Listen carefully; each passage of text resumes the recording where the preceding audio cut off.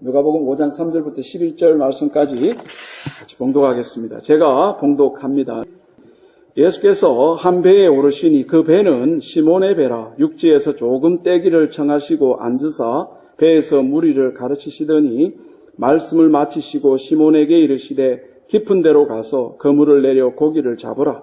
시몬이 대답하여 이르되 선생님, 우리들이 밤이 새도록 수고하였으되 잡은 것이 없지만은 말씀에 의지하여 내가 그물을 내리리이다 하고 그렇게 하니 고기를 잡은 것이 심히 많아 그물이 찢어지는지라. 이에 다른 배에 있는 동무들에게 손짓하여 와서 도와달라 하니 그들이 와서 두 배의 채움에 잠기게 되었더라. 시몬 베드로가 이를 보고 예수의 무릎 앞에 엎드려 이르되 주여 나를 떠나소서 나는 죄인이로소이다 하니 이는 자기 및 자기와 함께 있는 모든 사람이 고기 잡힌 것으로 말미암아 놀라고 세베대의 아들로서 시몬의 동업자인 야고보와 요한도 놀랐습니다. 예수께서 시몬에게 이르시되 무서워하지 말라. 이제부터는 네가 사람을 취하리라 하시니 그들이 배들을 육지에 대고 모든 것을 버려두고 예수를 따르니라. 아멘.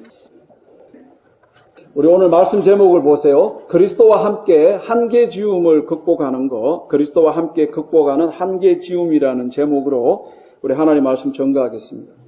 오늘 말씀 제목에 보면 한계지움이라는 조금 어려운 말이 들어가 있고 생소한 말이 들어가 있는데요. 이게 뭐냐 하면 사람마다 자기가 정해놓은 경계와 한계와 울타리가 있다는 거예요. 그래서 그 안에서만 활동을 하고 그 안에서만 살려고 하는 그런 경향이 있다라는 걸 말합니다. 사람은요, 이 환경에 얼마나 빨리 적응하는 줄 모릅니다.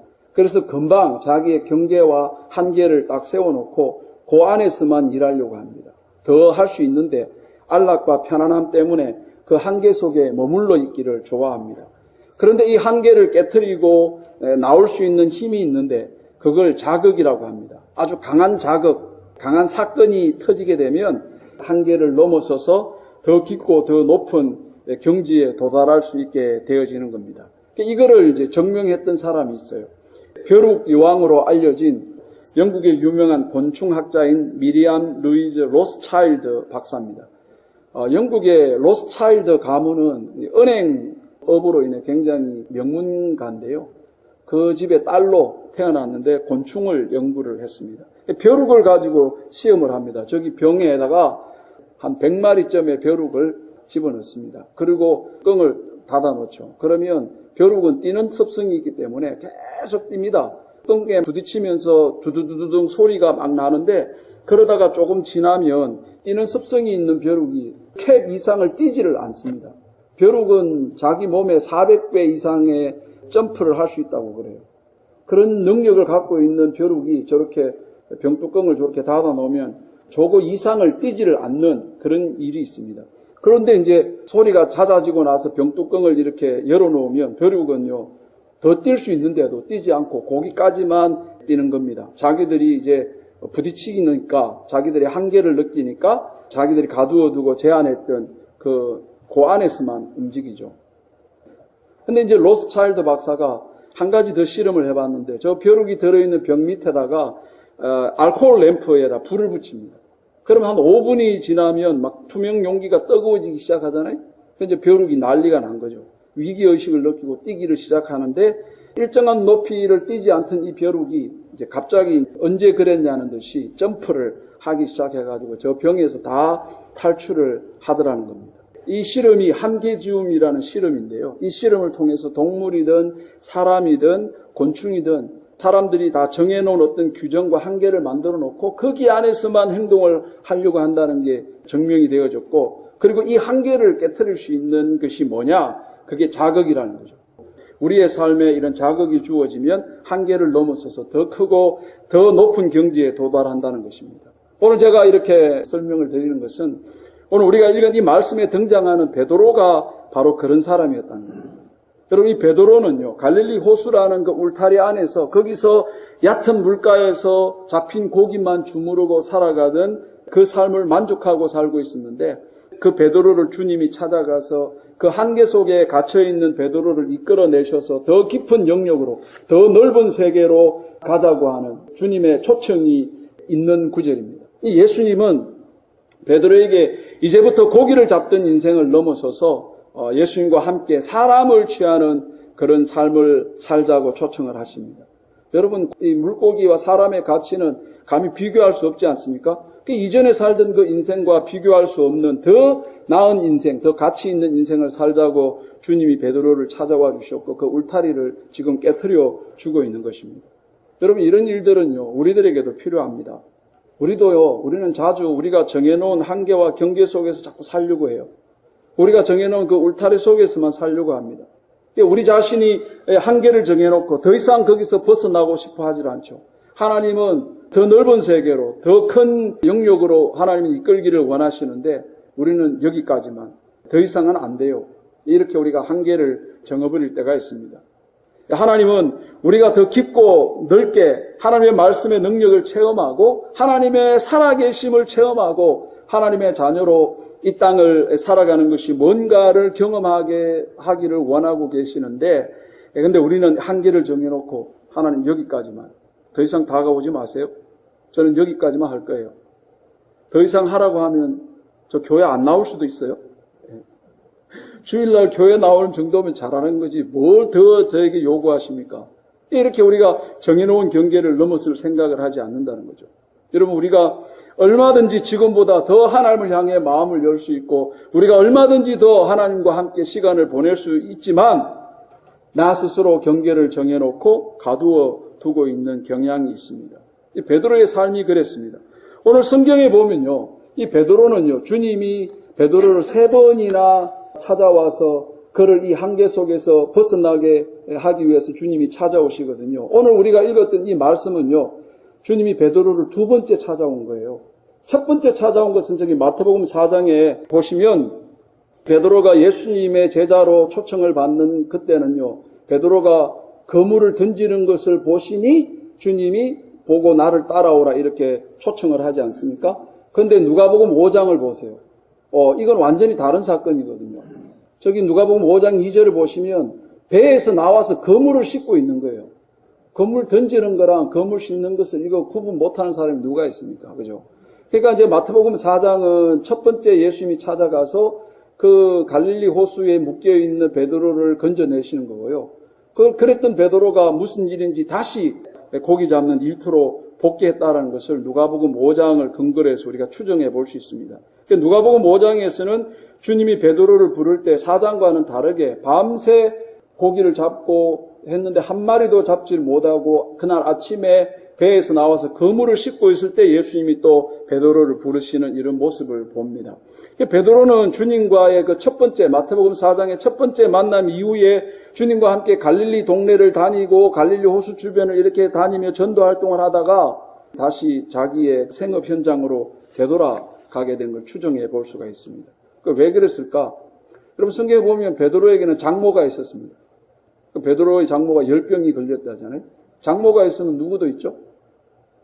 베드로의 부인도 있는 거죠. 이쯤 되면 베드로의 자식이 있다고 봐야 됩니다.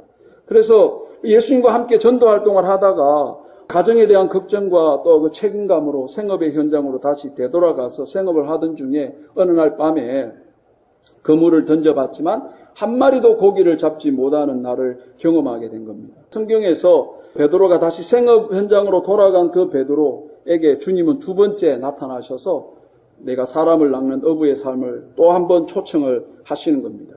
주님은 밤새 그물질을 했으면서도 고기 한 마리도 잡지 못했던 베드로의 배에 올라가서 말씀을 전하시고 또 베드로에게 깊은 데로 가서 그물을 내려 고기를 잡으라고 명령을 하죠. 시몬의 대답은요, 어제 밤새 수고를 했지만 물고기 한 마리도 잡지를 못했는데 주님이 말씀하시니까 내가 그 말씀에 의지해서 그물을 내리겠다고 하고 깊은 데로 가서 그물을 내렸더니 고기가 잡힌 것이 심이 많아서 찢어질 정도로 잡았다는 걸 경험하게 됩니다. 이 놀라운 일을 경험한 베드로는요, 예수님의 발 앞에 무릎을 꿇고 자기가 죄인됨을 고백하죠. 저기 보세요. 나는 죄인입니다. 왜 그럴까요? 베드로는 깨닫는 거죠. 야, 저기 물속 저 갈릴리 호수의 깊은 바다까지도 알고 계시는 예수님이 내 속에 감추어진 그 어두운 엄밀한 문제를 못 보실 리가 없구나. 그걸 알고 예수님 앞에 무릎을 꿇는 겁니다. 베드로의 마음에 예수 그리스도의 빛이 그에게 비치기 시작한 순간이죠. 예수님은 베드로에게 무서워하지 말라고 말씀하시고 나와 함께 하자.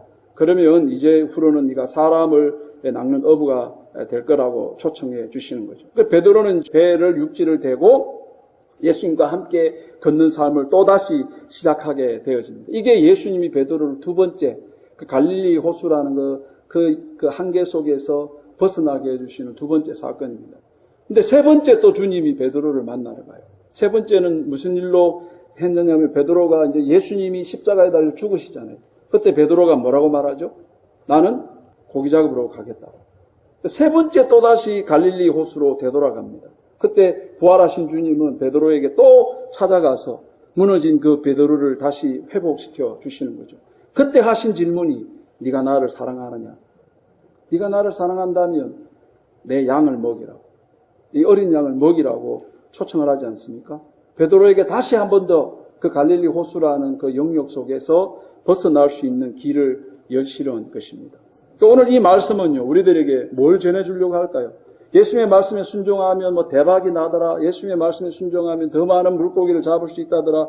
예수님의 말씀에 순종하면 큰 부자가 될 수 있다더라는 걸 말하고자 하는 게 아닙니다. 오늘 본문에서 말하고자 하는 것은요, 이제 이후로는 네가 사람을 낚는 어부가 된다는 거죠. 10절 말씀해 보시면 이제 후로는 네가 사람을 취하리라.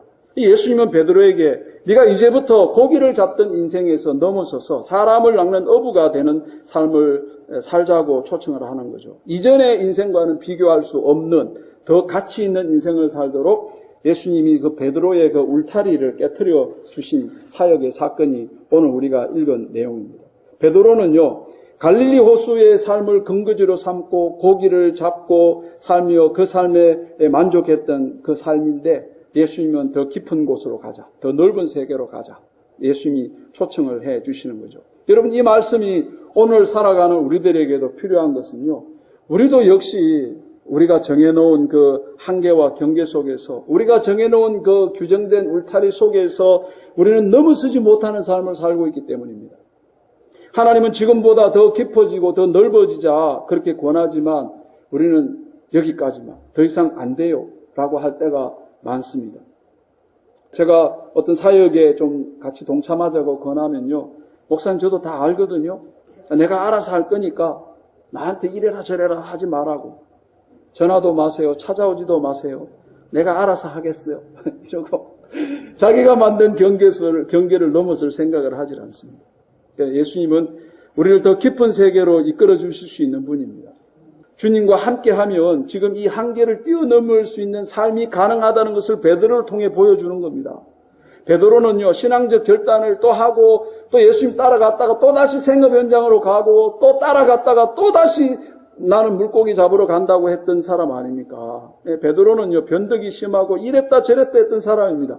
그랬던 베드로를 주님은 포기하지 않고 끝까지 그를 붙들어서 그를 한계 속에서 탈출시키십니다. 그래서 오늘 우리가 이 말씀을 통해서 예수 그리스도와 함께 우리는 지금보다 더 깊고 넓은 세계로 우리의 그 경계와 울타리를 벗어나서 하나님의 능력을 경험하는 삶이 가능하다는 것을 우리는 배울 수가 있습니다. 우리의 이 한계지움을 극복하고 우리의 삶의 이런 터닝 포인트를 경험할 수 있다는 거죠. 우리 그렇게 되기 위해서는 베드로를 바꾸신 예수님의 그 과정을 우리 보셔야 됩니다. 어떻게 그게 가능할까요? 첫 번째로 말씀 적용의 타이밍을 놓치면 안 됩니다. 말씀 적용의 타이밍을 놓치시면 안 된다고요. 우리 4절 말씀 보세요. 말씀을 마치시고 시몬에게 이르시되 깊은 데로 가서 그물을 내려 고기를 잡으라고 합니다. 주님은 말씀을 마치자마자 베드로에게 깊은 데로 가서 그물을 내려 고기를 잡으랍니다. 그때 베드로는요, 주님의 명령에 적극 반응을 하죠. 주님의 말씀이 그러니까 5절 보세요. 선생님, 우리들이 밤이 새도록 수고했지만 잡은 게 없지만 말씀에 의지해서 내가 지금 그물을 내리겠다고. 여러분, 이 베드로가 주님의 명령을 반박하거나 혹은 다음에 하겠다고, 내일 해보겠다고 이렇게 미루지 않고 바로 그 적시로 그물을 내립니다. 이 베드로는 예수님의 명령에 반박할 수도 있었습니다. 왜냐하면요, 당시에 갈릴리 호수에서 2000년 전에 갈릴리 호수에서 고기 잡는 방식을 생각했을 때 예수님이 명하시는 이 방법으로는 고기 한 마리 잡을 수가 없습니다. 당시 갈릴리 어부들은요, 얕은 물가에서 그물을 이렇게 쳐서 바닥에 닿게 해갖고 끌어와가지고 고기를 잡는 방식입니다. 근데 깊은 물로 가면요, 그물이 중간에 떠가지고 고기가 잡을 수가 없어요.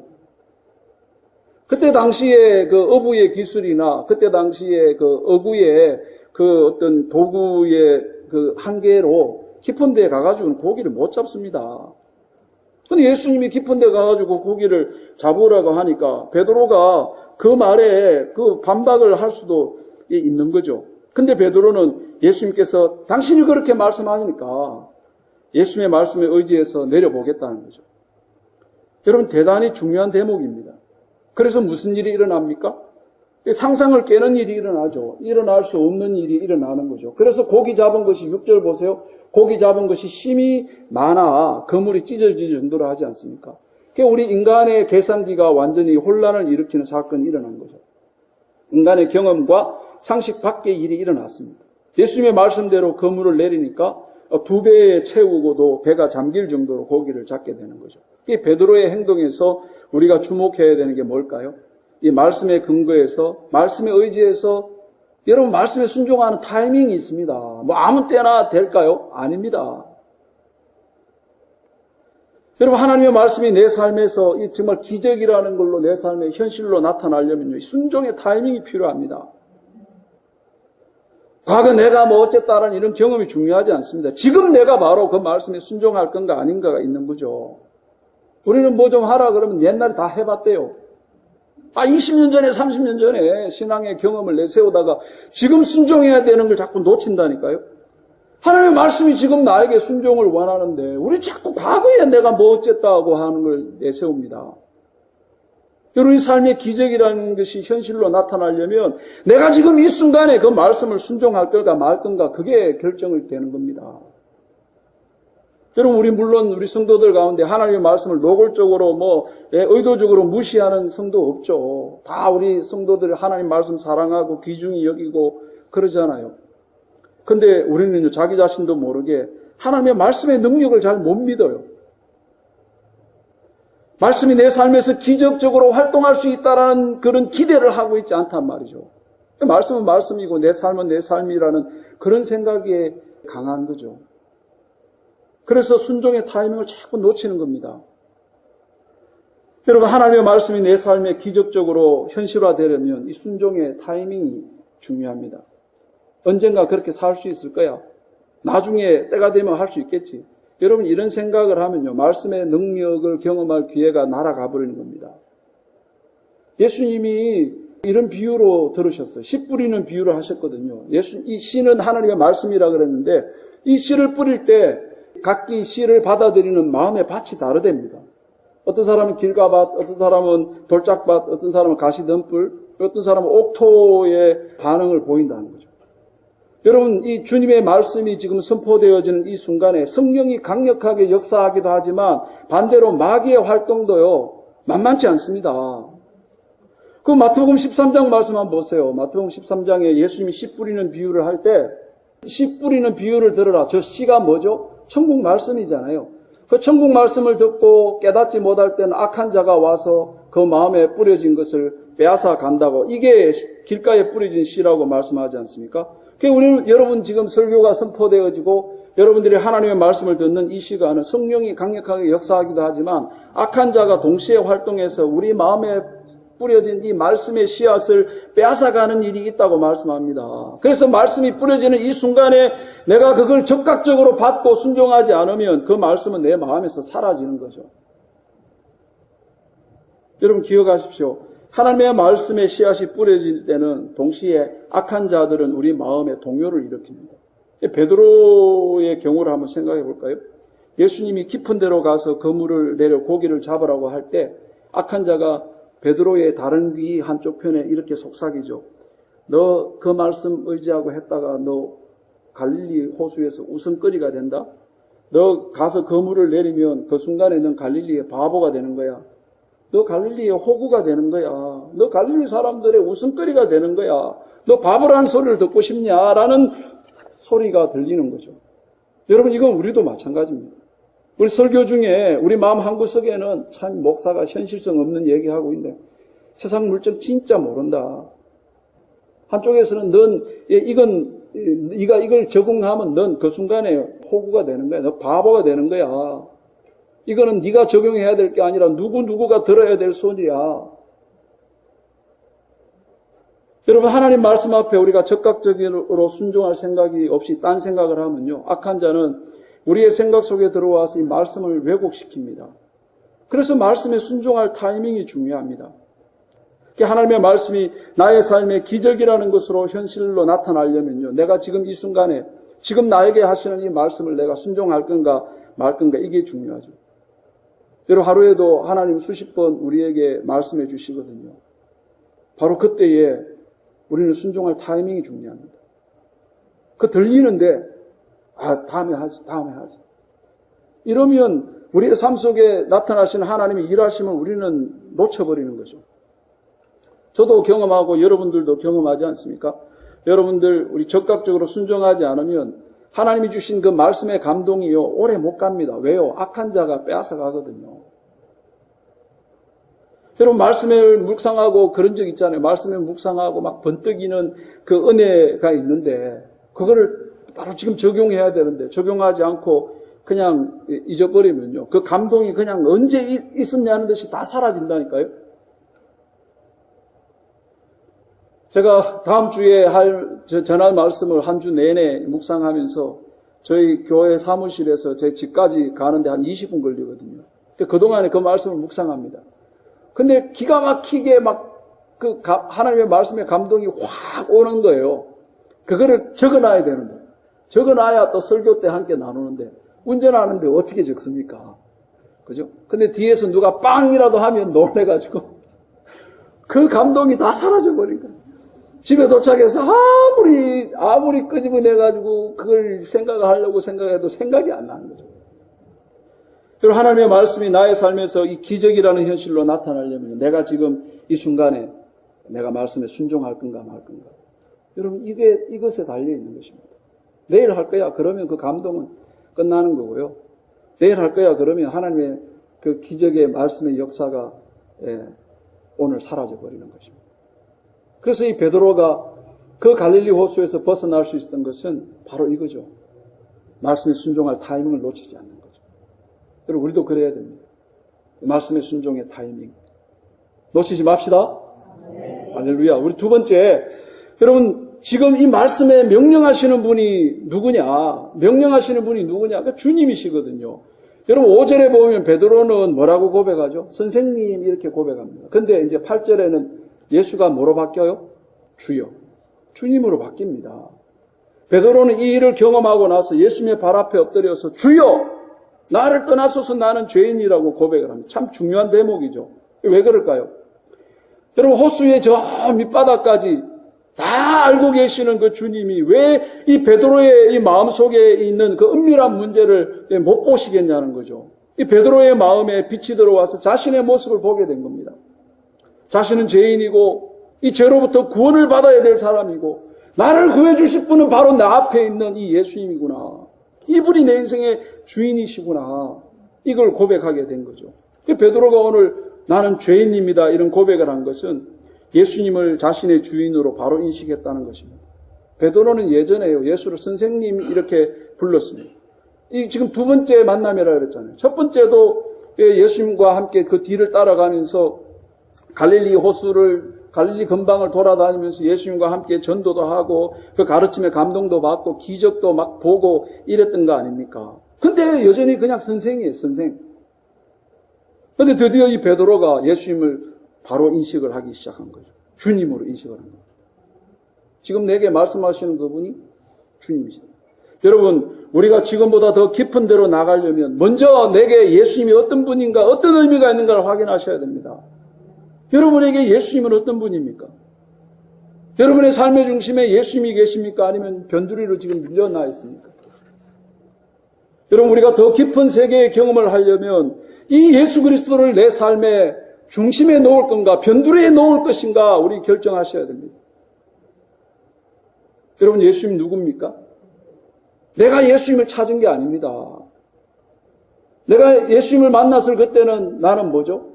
내가 주를 만났을 때 죄인입니다. 예수님을 찾을 실력도 능력도 관심도 없었다니까요.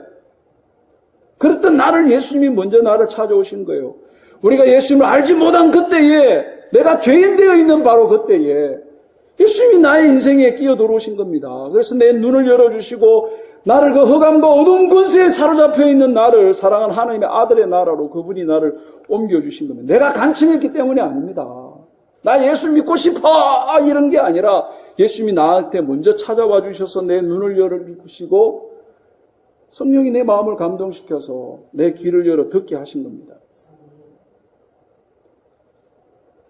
그분이 나를 먼저 찾아와 주셨다는 것을 어떻게 비유하면 좋을까요? 내가 죄인 되었을 때 예수님이 왔다는 이 말은요, 이렇게 비유해 볼 수 있습니다. 우리가 실수로 돼지우리에 넘어졌어요. 온몸에 이제 돼지똥을 묻혀가지고 막 뒤범벅이 돼 있다고 생각해요. 그것도 제대로 일어나지 못해가지고 허우적거리면서 더 똥을 묻히는 거야. 여러분, 왜 진흙탕에 뒹굴면 뒹굴수록 옷이 더 더럽혀지잖아요? 그죠? 그거와 같은 원리죠. 우리가 세상에 뒹굴면 뒹굴수록 우리는 더 더러워지는 겁니다. 그 똥바닥에서 허덕이고 있던 나를, 주님이 나를 건져내기 위해서 돼지우리를 찾아오십니다. 그리고 나를 덥석 껴안고 그곳에서 건져내려고 하시는 거죠. 그때 우리는 너무 황송해서, 주님, 저는 다 버린 몸입니다. 저는 냄새가 납니다. 그럴 때 주님은 이렇게 말하죠. 야, 내가 너에게 온 건 너의 대접받으려고 온 게 아니라 너를 건져내기 위해 온 거다. 문 열어라. 내가 너에게 들어가고 싶다. 베드로가 거기에 항복하는 거죠. 바울도 이 고백을 합니다. 디모데전서 1장 보세요. 빛보다 모든 사람이 받을 만한 이 말이요. 그리스도 예수께서 죄인을 구원하려고, 죄인 심판하려고 오신 게 아니라니까요. 죄인을 구원하시려고 세상에 임하셨대요. 이거를 듣고 사도 바울이 뭐라고 고백하느냐. 죄인 중에 내가 괴수래요. 이게 뭐죠? 죄인 중에 내가 괴수라는 말이 뭡니까? 죄인 중에서도 극악무도한 죄인이 바로 나라는 거죠. 이 말은 뭐죠? 예수님, 제가 제일 첫 번째로 제일 먼저 구원받아야 될 사람이라는 그런 고백을 하는 것 아닙니까? 여러분, 오늘 이 말씀에 보면 베드로가 예수님이 어떤 분인지를 바로 이해했을 때 고기를 주무르며 살던 그 인생이 이제는 사람을 취하는, 이전과는 비교가 되지 않는 가치 있는 인생의 걸음을 걷게 된 것을 볼 수가 있습니다.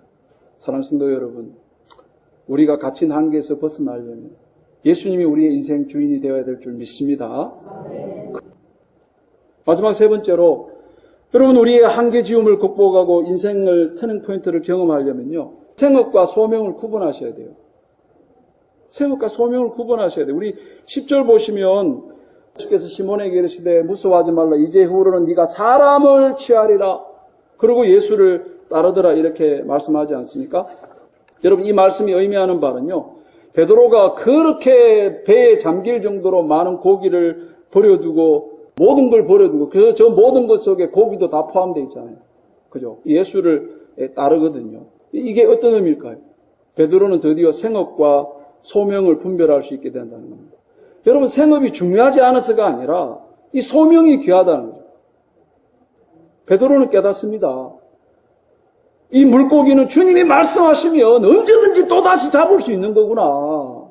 그 생각지 않는 자리에서 그렇게 많은 물고기가 잡혔다면 언제든지 주님이 명령하시고 필요하다면 주실 수 있는 분이 예수님이구나. 이 물고기가 문제가 아니라 이제 내가 예수 그리스도의 제자로 사는 게 중요하구나. 이걸 깨달은 것입니다. 여러분, 우리 생업과 소명을 분별하셔야 돼요. 우리가 직장생활하고 사업하는 건 생업입니다. 내가 먹고 살기 위해 하는 거라니까요. 생계를 유지하기 위한 방법입니다. 우리의 본업은 뭐라고요? 우리의 본업은 예수 그리스도의 제자입니다. 여러분이 직장생활을 하든 가정주부로 남편 뒷바라지하고 아이를 키우든 그 자리에서 예수 그리스도의 제자로 사는 겁니다. 내 삶의 우선순위를 예수 그리스도의 제자라는 것을 인식을 하셔야 된다고요. 여러분, 요즘 돈 많이 벌었다는 게 누가 돈 많이 번 사람, 누가 존경하는 사람 누가 있습니까? 누가 공부 많이 했다고 누가 존경합니까? 그 잠시 부러울 뿐이죠. 질투가 날 뿐이죠. 제자의 삶을 살면요, 다릅니다. 내가 지금 이 일을 한다고 해가지고 이것이 나의 정체성을 말해주는 게 아니잖아요. 그죠? 내가 이 일을 한다고 해가지고 그게 그 일이 내 인생의 모든 걸 다 대변할 수 있는 게 아니잖아요. 그 먹고 살기 위해 하는 거고, 나의 진정한 정체성과 나의 진정한 본업은 뭐라고요? 예수 그리스도의 제자라고요. 내가 어떤 삶의 자리에 있든지 나는 예수 그리스도의 제자라는 걸 잊어서는 안 된다는 거죠. 이 제자라는 걸 염두에 두고 우리가 우선순위를 정하셔야 되는 겁니다. 사람들은요, 살면서 더 많은 걸 가지려고 했습니다. 뭐 이것도 손에 넣고 저것도 다 손에 쥔다고 다 채워지는 게 아닙니다. 삶의 우선순위가 필요한 겁니다. 어느 물리학 교수가 강의하던 중에 이런 투명 항아리를 가져와가지고 이 주먹만한 돌을 집어넣고 학생들에게 물어봅니다. 이게 다 채워졌냐고. 그러니까 뭐 이 주먹만한 돌이 이제 더 이상 들어갈 데가 없으니까 학생들은 다 채워졌다고 대답하죠. 그때 교수는 그보다 저 작은 돌을 이제 집어넣으니까 그 공간 속에 돌이 박히기 시작하죠. 그리고 학생들에게 다 채워졌냐 묻습니다. 그때 또 학생들은 다 채워진 것 같다고 생각한 학생들이 몇 명이 대답을 합니다. 근데 이번에는 이제 모래를 붓죠. 그 모래가 틈틈이 또 메꿔지고, 그 다음에 물을 붓기 시작합니다. 물이 아구까지 가득 차게 되고, 드디어 항아리를 가득 채우게 된 거죠. 그 교수가 학생들이 이렇게 말합니다.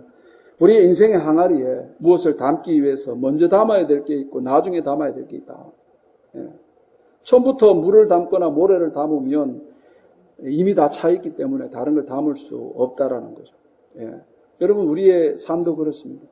우리 인생의 생업이 나의 아이덴티티를 말하는 거 아니잖아요. 그게 내 인생을 대변하는 게 아니잖아요. 여러분, 거기에 우리의 시간을 다 써버리면 다른 걸 채울 수가 없습니다. 우리 사람은 인생에 한계가 있다고, 우리 시간에 한계가 있고요. 우리 건강에 한계가 있습니다.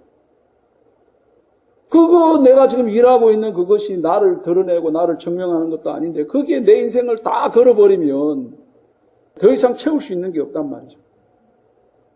여러분, 우리는 예수 그리스도의 제자면 내가 무엇을 하든지 호떡을 팔아도 예수 그리스도의 제자로서 호떡을 팔아야 됩니다. 내 인생 호떡 파는 인생이 내 인생이라 이게 아니고 예수 그리스도의 제자로 호떡 팔고 있는 겁니다. 예수 그리스도의 제자로 내가 지금 이 일을 하고 있는 거라고요. 먼저 내 삶에 예수 그리스도의 제자로서의 삶을 인식을 하는 게 필요하죠. 지금 여러분 마음속에 가지고 있는 여러 가지 계획이나 꿈이나 야망이나 어떤 소원들을 예수님을 중심에 놓고 그걸 한번 세워보세요. 예수님 가까이에 제일 뭐가 먼저 오면 좋을지, 그리고 예수님 점점점 끝에 맨 마지막에 뭘 두면 좋을지를 한번 정돈시켜 보라니까요. 예수님을 중심에 두면요, 이 예수님 가까이에 두어서는 안 되는 것들이 보이기 시작하는 겁니다. 이렇게 예수님을 기준으로 해서 예수님 앞에 무엇을 두는 것이 제일 어울리는 것인지, 예수님 앞에 무엇은 놓지는 말아야 되는지, 여러분 이걸 우리가 분별하면서 우리 인생을 사셔야 되겠죠. 여러분, 우리가 주님을 따라 살아가는 것, 예수의 제자로 살아가는 것은 우리의 특권입니다. 우리가 예수님을 위해 뭔가 할 수 있다는 그건요, 놀라운 겁니다. 우리 목장 사역을 하는데 우리 교회만 하는 게 아니고 다른 교회에서도 목장 사역을 하는 그 교회를 이제 컨퍼런스가 있어 가보면요, 느끼는 점이 참 많습니다. 그 스몰그룹 리더가 목자인데 그 목자로 쓰임받는 사람들 보니까요, 80 할머니부터 시작해가지고 결혼하지 않는 처녀에 이르기까지 나이도 다양하고 직업도 다양하더라고요. 어떤 분은 의사도 있고 교수도 있고 청소부도 있고요, 호텔 사장도 있고 가정주부도 있고요. 수많은 분들이 예수 그리스도의 제자로 자기가 쓰임받고 있다는 일에 감격하고 기뻐하는 사람이 널려 있더라고요. 지금도 누가 그리스도를 위해 살 사람 이렇게 손을 들면요, 우리 교회만 적지 다른 교회는 넘쳐납니다. 지금도 지구 반대편에는요, 예배 때문에 목숨 거는 사람도 있다니까요. 지금도 지구 반대편에는 주님을 위해 제가 뭘 할까요? 시켜만 주세요라고 하는 사람이 널려 있습니다. 여러분, 삶의 우선순위를 바로 정하시기 바랍니다. 예수님을 기준으로 해서 이제 앞에 놓아보십시오. 예수님 가장 가까이에 뭘 두면 좋을지.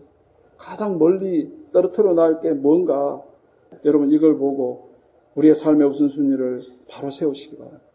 여러분 지금 내가 하고 있는 내 생업과 나의 본질인 내가 무엇인가를 분별하며 살 수 있게 되기를 바랍니다. 그래서 오늘 이 한계지음을 극복하는 이 터닝포인트, 삶의 터닝포인트를 경험할 수 있기 위해 어떻게 하라고요? 첫 번째, 말씀 적용의 타이밍을 놓치지 마십시오. 두 번째, 나에게 지금 명령하시는 이분이 누군가? 선생이 아니고요. 예수님이 내 인생의 주인 되심을 기억하시기 바랍니다. 그리고 마지막으로 우리의 이 생업과 소명을 분별하시면서 예수님께서 더 넓은 세계로 가자 하는 것을 경험하실 수 있는 저와 여러분 되기를 간절히 축원합니다. 우리 다 함께 일어나셔서 우리 이 찬양 한번 하십시다.